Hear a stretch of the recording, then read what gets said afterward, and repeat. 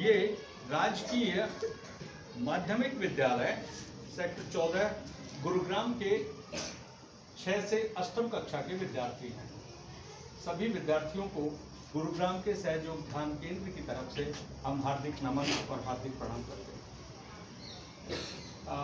आदरणीय गणमान्य शिक्षक वृंद और प्रिय विद्यार्थियों, आप ही की तरह हम भी राजकीय विद्यालय में पढ़ के आए और उस विद्यालय की हमारी जो प्रार्थना थी, आज से 55 साल पहले की प्रार्थना के दो छंद मैं आपको सुनाता हूँ। पूरी प्रार्थना मुझे याद नहीं। उसमें ईश्वर की जो महिमा है उसकी वंदना गाई गई है। उसके शब्दों पर गौर करें, ध्यानपूर्वक, बोलना नहीं, बिल्कुल हाथ खोल के रखिए। हे जगत्राता विश्व विधाता, हे सुख शांति निकेतन हे जगत्राता विश्व विधाता, हे सुख शांति निकेतन हे प्रेम के सिंधु दीन के बंधु, दुख दरिद्र विनाशन हे प्रेम के सिंधु दीन के बंधु, दुख दरिद्र विनाशन हे जगत्राता विश्व विधाता, हे सुख शांति निकेतन। इसका एक छंद के एक लाइन और याद है। नित्य अखंड अनंत अनादि, पूरन ब्रह्म सनातन हे जगत्राता विश्व विधाता, हे सुख शांति निकेतन हे। ये 55-60 साल पहले ये प्रार्थना के कुछ छंद याद। अब इसका जो अंतिम छंद है, नित्य अखंड अनंत अनादि, मतलब वह शक्ति जो नित्य है, अखंड है, अनंत है, अजर अमर अविनाशी, ऐसी उस ईश्वरीय शक्ति को हम वंदना करते हैं जो कि शांति का निकेतन है। शांति निकेतन का मतलब ईश्वर का नाम ही, अगर ईश्वर मिल जाए तो हमारी आत्मा संतृप्त हो जाएगी और मन में शांति का आविर्भाव हो जाएगा। अब देखिए, अगर हम चित्त को, अपना जो मन है, इसको हम अगर ये जो विचारों का जंजाल मन में चल रहा है, सदैव मन व्याकुल, हताश, निराश और चिंतित रहता है। एक चीज मिल गई तो फिर दूसरी चीज की अभिलाषा मन में तुरंत जागृत हो जाती है और उसको पाने के लिए मनुष्य सदैव आकुल और व्याकुल रहता है। अगर कोई चीज उपलब्ध हो गई तो हम खुश हो गए, और कोई चीज हाथ से निकल गई या हमें सफलता नहीं मिली तो मन में हताशा और निराशा के भाव पैदा हो। और परीक्षा में विफल हो गए या अंक कम आ गए, या गणित में, विज्ञान में अंक कम आ गए, तब तो बस बाधा पकड़ के हम बैठ जाते हैं और बहुत सारी स्थितियों में तो बालक बहुत सारे डिप्रेशन का शिकार हो जाते हैं। डिप्रेशन का मतलब अवसाद, मानसिक अवसाद, मानसिक अंदर से मन ही मन में आदमी विचलित हो जाता है और उसका चित्त एकाग्र नहीं होता। बोर्ड पर जो शिक्षक पढ़ा रहे हैं, आपका मन सदैव विचलित रहेगा क्योंकि परीक्षा में उत्तीर्ण नहीं हुए। अब हम एक ऐसा उपाय करने की सोच रहे हैं जिससे कि बालक परीक्षा में फेल होगा ही नहीं। अगर हमें एक ऐसी शक्ति मिल जाए जो हमारे सारे काम बना दे, तन मन धन की सारी पीड़ाएं मिटा दे। मनुष्य को पीड़ाएं 3 स्तरों पर होती हैं, या तो उसको शरीर में तकलीफ है, या उसके मन में चिंता जो कि चिता के समान है। चिंता चिता समान। मनुष्य जिस चीज को हासिल नहीं कर सका उसकी चिंता सदैव उसके मन में उद्वेलित होती रहती है, और जो भी काम उसको दिया जा रहा है वो फिर आधे अधूरे मन से करता है और फिर सफलता नहीं मिलती और फिर मनुष्य बेचैन हो जाता है। चाहे जीवन का कोई भी उपक्रम हो, कोई भी लक्ष्य हो, अगर लक्ष्य की सिद्धि नहीं हुई तो फिर मनुष्य यहाँ से, विद्यालय से भी घर जाता है, खाली झोली लेके जाता है और चिंता और तनाव में घर पहुँचता है। वो माता पिता को भी नहीं बता सकता कि मेरे इस विषय में अंक क्यों कम आए। यहाँ से पढ़ने के बाद फिर ट्यूशन गए और वहाँ पर भी हमें बेचैनी ही लगी रहती है कि इस पाठ्यक्रम में मैं सफल कैसे होऊं। होमवर्क आएगा, क्लास वर्क आएगा, class work, homework, class work, homework, उसी में उसकी सारी मानसिक परिकल्पना जूझती रहती है और मनुष्य सही ढंग से जीता नहीं है। हम ये बात गलत तो नहीं कह रहे? तो ऐसा क्या करें कि चित्त एकाग्र हो जाए। योगश्चित्त वृत्ति निरोध है। योग की परिभाषा है कि वह चित्त की वृत्तियों का पर अंकुश लगाता है, कि आपका चित्त जो सदैव चंचल रहता है, कोई अच्छी चीज दिखाई दे गई तो आपका चित्त उसी में गया। उसने अच्छे कपड़े पहन रखे हैं, मेरे को भी ऐसे मिल जाए। उसके इतने अच्छे अंक आ गए, मेरे क्यों नहीं आए, तो मैं उससे पीड़ित हो गया। वो लड़की सुंदर है, मैं सुंदर नहीं हूँ, तो मेरे को तकलीफ हो गई। ओके, वो अच्छा खाना लेके आया, मेरे पास अच्छा खाना नहीं है, मैं चिंतित हो गया। तो इस चिंता का क्या करें? ये चिंता हो ही ना कि हम निश्चिंत हो जाएं। तो जीवन में हम देखते हैं कि अगर मनुष्य से कहें कि सुख और दुख के अलावा मनुष्य को तीसरी चीज भी मिल सकती है क्या? एक अनुभूति है सुख की अनुभूति। ठीक है साहब, लड्डू पेड़े आगे, बड़ा मन खुश हुआ, लेकिन जैसे थाल हटा लिया आगे से तब फिर व्याकुल हो गए। ओके, अब फिर साहब फिर मन में कल्पनाएं आती है कि ये मिल जाए, वो मिल जाए, ये मिल जाए। बट मनुष्य को क्या मिलता है? बाद में मृत्यु मिलती है। जो मनुष्य कल तक जीते जागते चल रहे थे, कोरोना के एक विषाणु के अटैक में आकर के उनके प्राण निकल गए। और पता चला यार इसको तो कल हम मीटिंग में मिले थे, इसको तो वहाँ साइट पे मिले थे, ये बंदा कैसे चला गया? एक बंदा 35 दिन तक संघर्ष करता रहा और रुपए लग गए उनके कम से कम 35 लाख, और तब भी चल रहा था।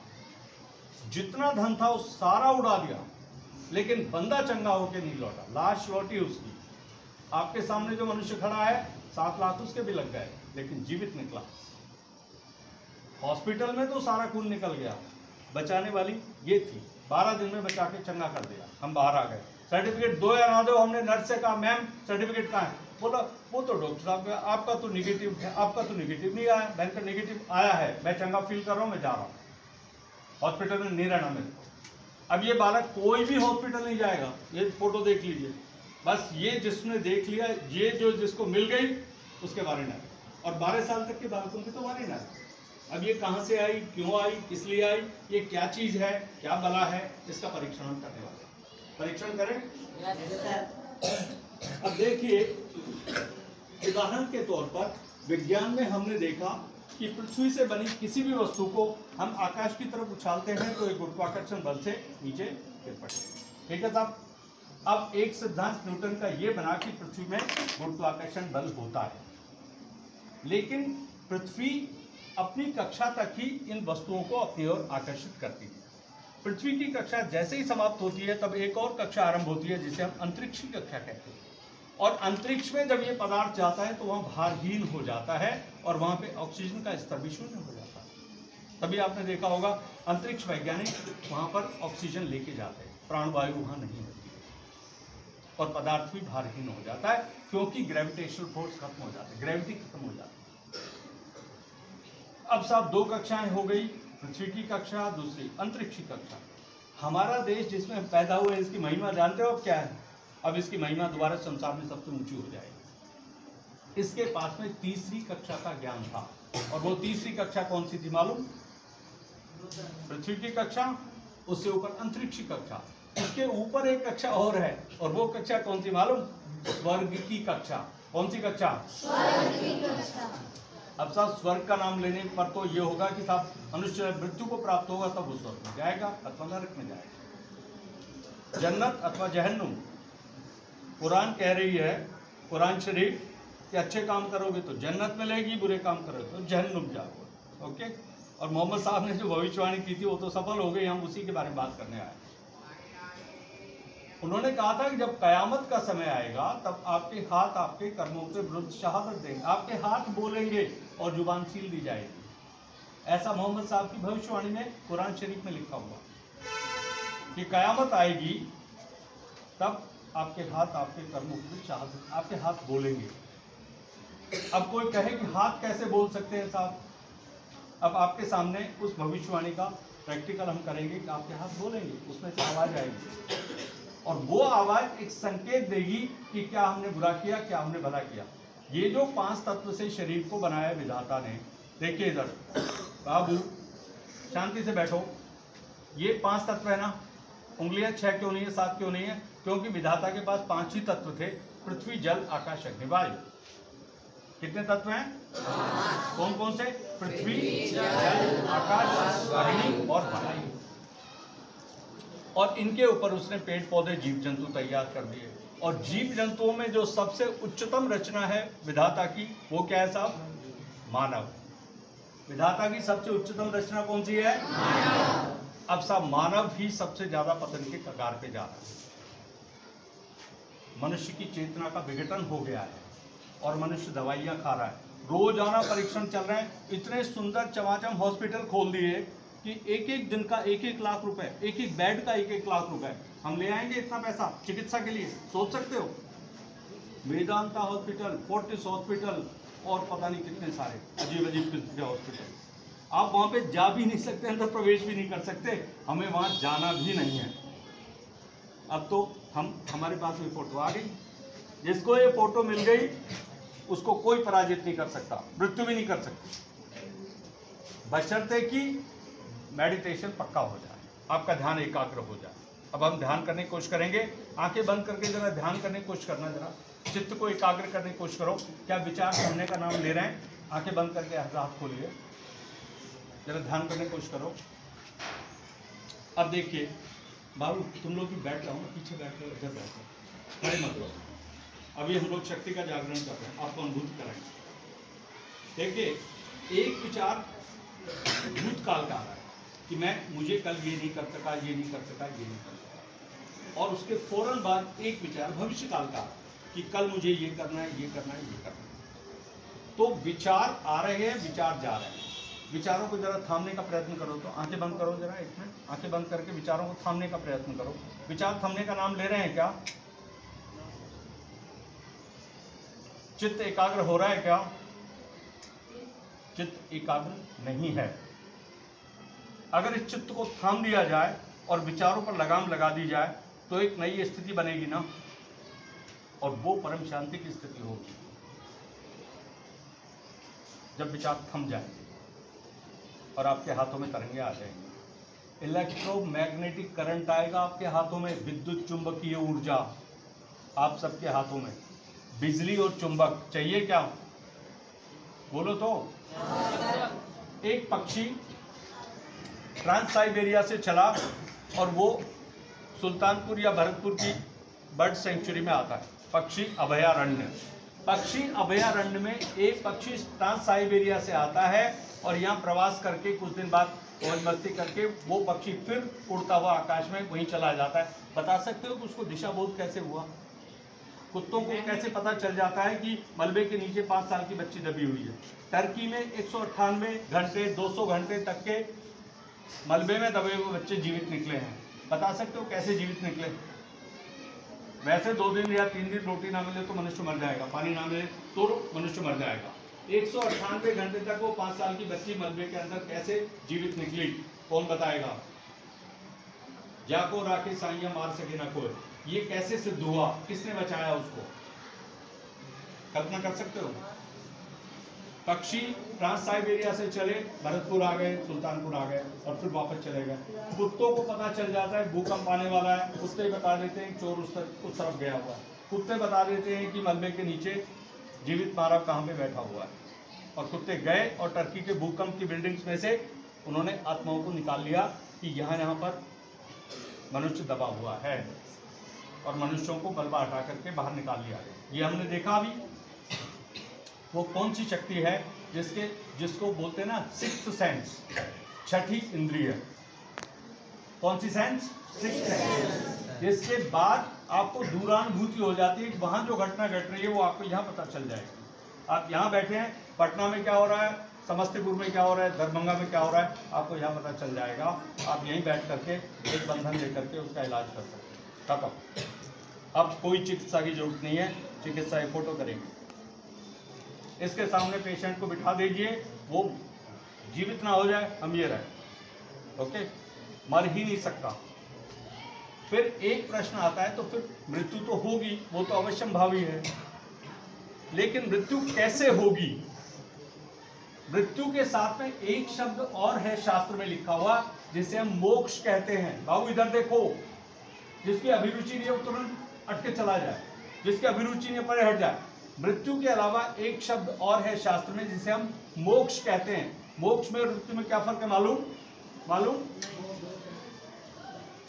मोक्ष में आत्मा इस 10वें द्वार में से निकलेगी और मृत्यु में आत्मा इनमें से किसी भी दरवाजे में निकलेगी। कहा कि 9 दरवाजे आपके खुले हुए हैं, 10वां दरवाजा बंद है। वो 10वां दरवाजा अगर खुल जाए तो फिर आपके पास 3 नेत्र हो जाएंगे और तीसरा नेत्र खुलने पर आपको क्या मिलेगा मालूम? आपको दिव्य दृष्टि प्राप्त हो जाएगी। क्या प्राप्त हो जाएगी? और आपकी चेतना पराचेतना से एकीकृत हो जाएगी और फिर आपकी स्मृतियों में एक नई चेतना आ जाएगी और आप भूलेंगे नहीं। अभी तक के जो आपके अंक आ रहे थे उसके बाद आप अपने परीक्षा फल चेक कर सकते हैं कि आपकी स्मृतियाँ कितनी प्रबल हो गई हैं और जो पढ़ाया जा रहा है उसमें से कितना आप ग्रहण पर आप आत्मसात कर पा रहे हैं। कुछ कहना चाहते हैं? ठीक है, तो हम परीक्षण करें। पहले हम शरीर की संरचना देख लेते हैं। इस शरीर में वैसे तो हमारे से पहले हजारों साल पहले हमारे देश के पास में बहुत सारे ऋषियों ने भृगु संहिता और नाड़ी ग्रंथ में, नाड़ी ग्रंथ नाम की एक पुस्तक है जो अब तो हमारे पास उपलब्ध नहीं है, उसकी थोड़ी सी प्रतिलिपियाँ, थोड़ी सी पांडुलिपियाँ बची हैं इसमें भीलवाड़ा में और होशियारपुर में, और वो पंडित लोग उसमें से पत्रे बांट के जनपत्रियाँ बना के पैसे कमाते रहते हैं। तो नाड़ी ग्रंथ और भृगु संहिता में भूत भविष्य वर्तमान सारा लिखा हुआ है। शिव पार्वती संवाद का भी थोड़ा सा हिस्सा बचा हुआ है, जो दक्षिण भारत के जो 9 ऋषियों ने शिव पार्वती संवाद सुना उसकी भी थोड़ी सी नाड़ी के माध्यम से पहले चिकित्साएं करते थे। तो हमारे शरीर के अंदर वैसे तो 72,000 नाड़ियाँ हैं, लेकिन 3 नाड़ियाँ शक्तिशाली हैं। और वो 3 नाड़ियाँ कौन सी हैं? लेफ्ट साइड की चंद्रमा की नाड़ी, राइट साइड की सूर्य की नाड़ी और बीच में है ब्रह्म नाड़ी, सुषुम्ना नाड़ी। लेफ्ट साइड की इड़ा नाड़ी, राइट की पिंगला नाड़ी और बीच की सुषुम्ना नाड़ी। ये हमारे देश की विद्या थी। योग के जो 8 आयाम थे, 8 आयाम कौन से साहब? यम, नियम, आसन, प्राणायाम, प्रत्याहार, ध्यान, धारणा और समाधि। पतंजलि का जो अष्टांग योग है, विद्यालयों में सिर्फ 2 चैप्टर कराते हैं, आसन और प्राणायाम, दैट्स ऑल। उससे हो गए योग दिवस। बस आसन में अष्टासन, भुजंगासन, शवासन, शीर्षासन ये करवा दिए, प्राणायाम कर लिया, अनुलोम विलोम कर लिया, हो गया काम पूरा। लो, अब ये जो 8वां आयाम है जिससे कि आपका 10वां दरवाजा खुलेगा, ये इस स्त्री ने कर दिया पूरे संसार में। अब जो भारत के आगे ये जो उपलब्धि थी कि भारत ने शून्य का आविष्कार किया, अब इस स्त्री ने महाशून्य का आविष्कार भी कर दिया, जो बहुत जल्दी ही संसार में अब प्रकटित हो जाएगा। दिए तले अंधेरा, भारतवासियों को पता ही नहीं, उनके देश में एक सामान्य बीरबानी आ गई। भाई या तो बीरबानी को फोटो चाहे में कि हमने तो ना दिखतो की हुई, अब सब कुछ दिखेगा इसमें। आँख खोलिए, दोनों हाथ खोलिए, इस फोटो से पूछिए कि श्री माता जी आप कौन हैं, हम आपको नहीं जानते। क्या आप सचमुच में आदिशक्ति हैं? हम ये कैसे यकीन करें कि आप आदिशक्ति हैं? महोदय आप बैठ जाओ प्लीज, अब हम शक्ति जागृत कर रहे हैं, आप बैठ जाओ प्लीज, नुकसान हो सकता है आपको। हाथ खोल लीजिए। आप कौन हैं, कृपया अपना परिचय हमें दीजिए। क्या आप हमारी चिंताएं मिटा सकती हैं? क्या आप हमारी दुविधाएं मिटा सकती हैं? क्या हमें परीक्षा में पास करा सकती हैं? सारे विषयों में अच्छे अंक आ जाएं और हम एक अच्छे विद्यार्थी बन जाएं। ऐसी शुद्ध विद्या हमें चाहिए। क्या आप वह विद्या हमें दे सकती हैं? और क्या वैसा ज्ञान दे सकती हैं जिससे हमारी चेतना पवित्र हो जाए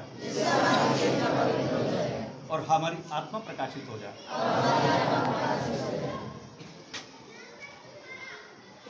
अब आपके हाथों की उंगलियों पर इस फोटो की तरंगे कुछ कह रही हैं और आपके हाथों में आवाज़ें आ रही हैं। देखिए, किसी को ठंडी, किसी को गर्म।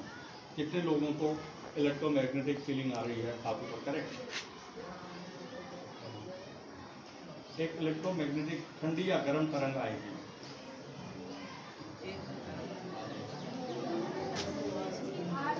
आपस में एक मिनट, अभी आपस में बातें नहीं करें, इस फोटो को देखिए एक बार फिर से ध्यान से देखिए, ध्यान से देखिए। श्री माता जी, आप कौन हैं? कृपया अपना परिचय हमें दीजिए।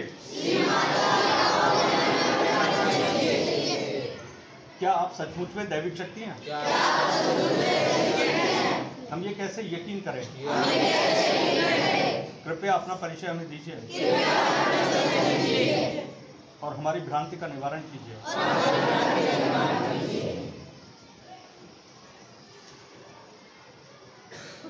अब अपने हाथ चेक कीजिए। इस फोटो में से जो तरंगे आ रही हैं वो आपके हाथों में महसूस हो रही हैं। कितने लोगों को फीलिंग आ गई? कृपया चेक करें, हाथ ऊपर करें।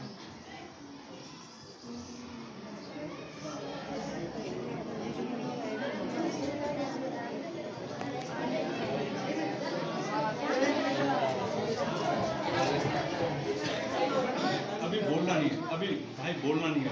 एक मिनट, आ रही है ना तरंगे? अब देखिए, अब अभी एक मिनट पहले समझ लेते हैं। ये रीढ़ की हड्डी के नीचे जहाँ पे हमारी मेरुदंड पीछे खत्म होती है, उसके नीचे अंदर एक त्रिकोणाकार अस्थि है, त्रिभुज के आकार की एक पवित्र अस्थि है। उसमें 3.5 कुंडल की एक दिव्य शक्ति का निवास है। ये प्रकाश की डोर है और ये गोल्डन कलर की है। गोल्डन मतलब सोने के रंग की है। भारत को क्या कहा जाता है? सोने की चिड़िया। भारत का दूसरा नाम क्या है साहब? सोने की चिड़िया। और भारत का एक अभिप्राय और क्या है? चौक है क्या? भारत का एक अभिप्राय और क्या है? अगर हम भारत शब्द का संधि विच्छेद करें तो हमें 2 शब्द मिलते हैं, भा जमा रथ। ठीक है साहब, संधि विच्छेद किया, 2 शब्द मिले, एक भा और एक रथ। अब बता सकते हो इसका क्या मतलब हुआ भारत का? देखिए, भा जो है ये आभा, आभा मानी प्रकाश, ये एक उपसर्ग है। एक उपसर्ग होता है, एक प्रत्यय होता है। अभी 8वीं कक्षा में आ गए आप शायद, अभी तक समझ, उपसर्ग प्रत्यय आपको पढ़ाए गए होंगे। तो जो प्रत्यय होता है उसको शब्द के अंत में अर्थ को बदलता है। जैसे समाज जमा इक बराबर सामाजिक, उद्योग जमा इक बराबर औद्योगिक। ठीक है, ऐसे ही भा जो है ये उपसर्ग है जिसका अभिप्राय है प्रकाश। और रत माने लीन, प्रकाश में लीन, ये हमारे देश का तात्विक अभिप्राय है। क्या अभिप्राय हुआ? प्रकाश में लीन। बाबू इधर देखो प्लीज, ध्यान दीजिए। बड़ी कीमती चीज दे रहे हैं, फोकट में दे रहे हैं, कोई पैसा नहीं ले रहे हैं। ये देखिए, ये हमने लिखा हा जमा रत। ये भा जो है आभा, प्रभा, विभा, ये सारे के सारे आ मानी आरंभ, भा मानी प्रकाश, यानी कि आरंभिक प्रकाश में लीन। भारत का अभिप्राय क्या हुआ? आरंभिक प्रकाश में लीन। आरंभिक प्रकाश कौन सा? वह प्रकाश जो सृष्टि के आरंभ में था, अभी भी है। अभी तो कलयुग का अंधेरा है, अब ये कलयुग का अंधेरा छटेगा, फिर से प्रकाश। अस्तोमा सद्गमय तमसोमा ज्योतिर्गमय मृत्योर्मा अमृतम गमय। विषय बहुत व्यापक है, सारा हम अभी प्रकाशित नहीं कर सकते, बालकों को धीरे धीरे बताएंगे। अभी तो पाठ्यक्रम में भी ये योग विज्ञान आया नहीं है। योग विज्ञान यानी पराविज्ञान हम सिखा रहे हैं आपको, जो कि पाठ्यपुस्तकों में नहीं है, बट पाठ्यपुस्तकों में आएगा, जो हम अब बता रहे हैं। तो ये जो शक्ति बैठी है, कुंडलिनी बोलते हैं इसको कबीर जब आप पढ़ेंगे, मीरा, सूर, तुलसी, रहीम, रसखान, सारा हिंदी साहित्य आप पढ़ते जाओगे तो इस शक्ति की बात की गई है, निर्गुण और सगुण। एक हो गया सगुण यानी कि साकार, एक हो गया निर्गुण यानी निराकार। इस्लाम बात करता है निराकार की, मूर्ति पूजा निषिद्ध, हम किसी मूर्ति को नहीं मानते, बट ये तो आ गई, अब इसको चेक करना पड़ेगा, इस पर सब कुछ है। संपूर्ण देवलोक इस फोटो में समाहित है, बालकों को दिखेगा, बड़ों को नहीं। बड़ों को देखने में टाइम लगेगा क्योंकि उनके नेत्र कलुषित हो गए हैं। बालकों के हृदय पवित्र हैं और उनके नेत्र पवित्र हैं, उनको इसमें दैविक दर्शन जल्दी होएगा। ये संसार की सबसे शक्तिशाली फोटोग्राफ है। मैम कह रही थी ये फ़ोटो क्यों लगाई है, मैंने कहा और ले आओ फ़ोटो, टेस्ट कर लो। इसको भी हम टेस्ट कर रहे हैं, इसको हम टेस्ट कर रहे हैं, इस फोटोग्राफ को, जिसमें दिव्य तरंगे आती हैं। क्या दैविक शक्ति से भरा हुआ फोटोग्राफ है, इसमें सारे देवता, सारे पैगंबर, सारे फरिश्ते बैठे हुए हैं। जब मोहम्मद साहब से उन्होंने कहा था तुम फरिश्ते तो लेके ही नहीं आए, हो सकता है अरबी में तुम हमें कोई बेवकूफ़ी की बातें बता रहे हो, तब ये तो अब फरिश्ते भी ले आइए। आप चेक कर लीजिए, मेहदी इमाम आपके सामने बैठे हो, जो क़यामत के समय आने वाले थे, जो क़यामत के समय आने वाले थे वो आ गए हैं धरती पर। देख लीजिए ध्यान से, कल की अवतार। दोनों हाथ खोलिए और फोटो में ध्यान लगाइए, बिंदी में ध्यान लगाइए। 2 मिनट ध्यान लगा लीजिए, आपका चित्त एकाग्र हो जाए। और जो आप सोच रहे हो, जो तकलीफें आपको हैं, ये फोटो उनका समाधान निकालेगी, आपके भीतर उसका समाधान आ जाएगा। जो प्रश्न आपके मन में है, वो सारे उत्तर आपके अंदर अंतर चेतना पे आ जाएंगे और समाधान भी आपको दिखेगा। अब बोलिए, श्री माता जी हमें दिव्य शक्ति दीजिए, हमारी सारी तकलीफें दूर कीजिए, हमारी पढ़ाई की सारी समस्याएं समाप्त कीजिए, हमारी मानसिक उलझने खत्म कर दीजिए, हमारे विचारों को पवित्र कर दीजिए, हमारी बुद्धि को पवित्र कर दीजिए और हमारी चेतना को पवित्र, आत्म चेतना को पवित्र कर दीजिए। अब उसमें 2 क्रिया और करनी है। इस राइट हैंड को हृदय पे रखिए, यह आपकी आत्मा है हृदय जो धड़क रही है। यहाँ पे हाथ रखिए राइट हैंड, और यहाँ पे कहेंगे, माँ मैंने सबको हृदय से क्षमा कर दिया, मेरे हृदय में किसी के प्रति कोई नफरत नहीं, मैं एक शुद्ध आत्मा हूँ, पवित्र आत्मा। और इस राइट हैंड को आप माथे पे रखिए और यहाँ पे बोलिए, माँ मैंने सबको हृदय से क्षमा कर दिया, जिसने भी मुझे सताया, मारा पीटा, दुखी किया, मैंने सबको माफ कर दिया। मैंने अपने गुरुजनों को भी क्षमा कर दिया, क्योंकि वे मुझे ज्ञान देते हैं, मैं उनका सम्मान करता हूँ, मैंने उन्हें क्षमा कर दिया और मैंने स्वयं को भी क्षमा कर दिया। इसके उपरांत इस राइट हैंड को सिर के बैक साइड में रखिए, आकाश की तरफ देखिए, पीछे कर दीजिए और यहाँ पे कहेंगे, हे परमात्मा कृपया हमें क्षमा कर दीजिए, हे अल्लाह ताला कृपया हमें क्षमा कर दीजिए। अगर हमने आपकी शान के खिलाफ जाने अनजाने में कोई गलती की हो या हमसे किसी का अहित हो गया तो आप कृपया हमें क्षमा कर दीजिए और हमारे जीवन की रक्षा कीजिए। हमें मृत्यु नहीं चाहिए, हमें मोक्ष चाहिए, हमें मोक्ष दीजिए और हमारे जीवन को धन्य कर दीजिए। इसके बाद एक प्रार्थना और, इस राइट हैंड को यहाँ पे रखिए, ये हमारा 10वां द्वार है, मोक्ष का द्वार। इधर से आत्मा देवलोक में जाएगी। बाबू एक मिनट, लेफ्ट हैंड फोटो की तरफ रखिए, राइट हैंड को आप सिर पे रखिए ऐसे, और हथेली से ब्रह्मरंध्र का ये हिस्सा जो है इसको दबा लीजिए और उसको ऐसे गोल गोल घुमाइए, माथा झुका लीजिए और उसको ऐसे गोल गोल घुमाइए और यहाँ पर विनती करेंगे, माँ हमारे मोक्ष के द्वार को खोल दीजिए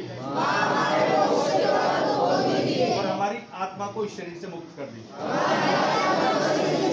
उसे शरीर के पिंजरे से बाहर निकाल दीजिए, हमारे सारे दुख दर्द खत्म कर दीजिए और हमें एक नया जीवन दीजिए। ऐसे गोल गोल घुमा दीजिए। भाई बोलना नहीं है, प्लीज बोलना नहीं है, आंखें बंद कर लीजिए, अपने भीतर देखिए, धीरे धीरे भाई, ऐसे घड़ी की सुई जैसे क्लॉकवाइज चलती है, ऐसे ऐसे धीरे धीरे 7 टाइम घुमाइए, धीरे धीरे। अब शक्ति जैसे ऊपर आएगी आपका 10वां दरवाजा खुल जाएगा, धीरे धीरे। बोलना नहीं है, बिल्कुल नहीं बोलना, मुंह बंद, एक दूसरे को छूना भी नहीं है भाई, खुले खुले बैठो यार, बोला था खुले खुले बैठो, फिर शक्ति जागेगी, नीचे गिर जाएगी, धीरे धीरे शक्ति ऊपर आ जाएगी। श्री माता जी कृपया हमारे मोक्ष के द्वार को खोल दीजिए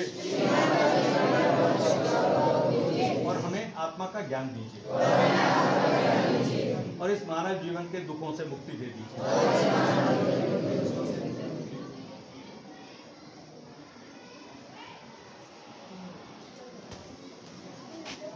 अब आप दोनों हाथ खोल करके, आंखें खोल के फोटो को देखिए। अब आपका चित्त एकदम शांत है, उसमें कोई विचार नहीं, फोटो देखिए। अब आप चित्त को कहीं भी भटकाइए, इधर उधर, चित्त में कोई विचार नहीं, निर्विचार है आपका चित्त और आपके हाथों में तरंगे आना शुरू हो गई। आपके हाथों में परम शक्ति की तरंगें आना शुरू हो गई, देख लीजिए।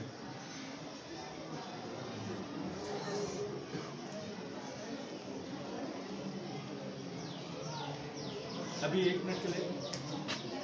वाणी वाणी शक्ति को आने दीजिए। 1 मिनट भाई, एक्सपेरिमेंट तो पूरा होने दो। देखिए, ध्यान से देखिए फोटो को। श्री माता जी कृपया हमें अपना दैविक रूप दिखाओ, ताकि हम ये यकीन कर सकें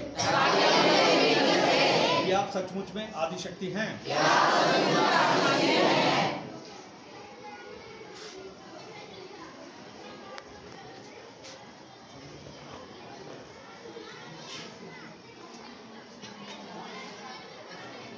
अब देखिए, तरंगे आ गई हैं सबको, ठंडी या गरम, जिनको अनुभूति हो गई है हाथ ऊपर करें।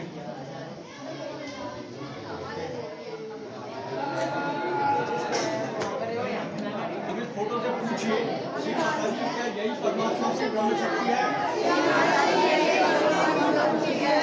क्या यही वह परम चैतन्य है जो सारी सृष्टि को चला रहा है और इस संसार के कण-कण में व्याप्त है और सभी जीवों में है। नीचे करिए और अब देखिए, हाथ चेक कीजिए, ठंडी या गरम। अच्छा, जिन लोगों को गरम वाइब्रेशन आए वो हाथ ऊपर करें।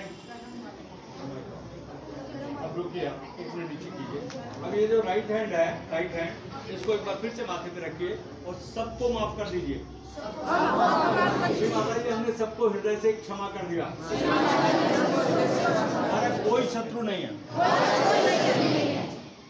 हमें कोई चिंता नहीं है। हमने स्वयं को भी क्षमा कर दिया। अब इसके पीछे ऐसे हाथ रखिए, हे परमात्मा कृपया हमें क्षमा कर दीजिए। इस्लामिक बालक बोलेंगे, हे अल्लाह ताला कृपया हमें क्षमा कर दीजिए, हमें जन्नत में ले चलिए और निजात दे दीजिए। अब इसके बाद फिर इस हाथ को ऊपर रख लीजिए, इसको गोल गोल घुमा लीजिए धीरे धीरे। माँ, हमारे मोक्ष के द्वार को खोल दीजिए और इस आत्मा को शरीर से बाहर निकाल दीजिए, इसे परमात्मा से जोड़ दीजिए। अब देखना दोबारा से, अब देखिए, ध्यान लगाइए। अब आप देखिए, आपका चित्त एकदम शांत है। भाई 2 मिनट दीजिए, 2 मिनट प्लीज, 2 मिनट ध्यान लगाइए। अब देखिए, हाथ चेक कीजिए अपने।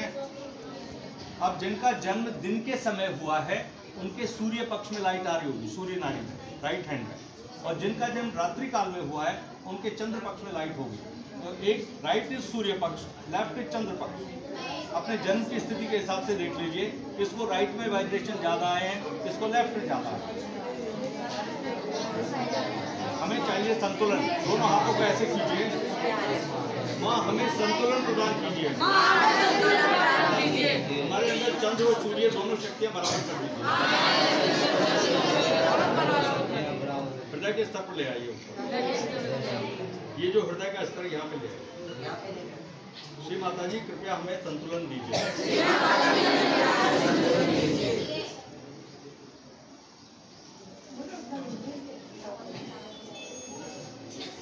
भाई प्लीज शांत हो जाओ प्लीज, महत्वपूर्ण कार्य हो रहा है। अब देखिए, लेफ्ट, ऐसे बालक भी होंगे जिनको लेफ्ट और राइट दोनों में वाइब्रेशन आ रहे हैं। कितने बालक के हाथ ऊपर करें? लेफ्ट और राइट दोनों में आ रहे हैं। ओके, अब सिर को झुका के सिर में से भी देख लीजिए, सिर में से भी ठंडी हवा आ रही है। बालों से 2 इंच ऊपर करके सिर में से भी देख लीजिए।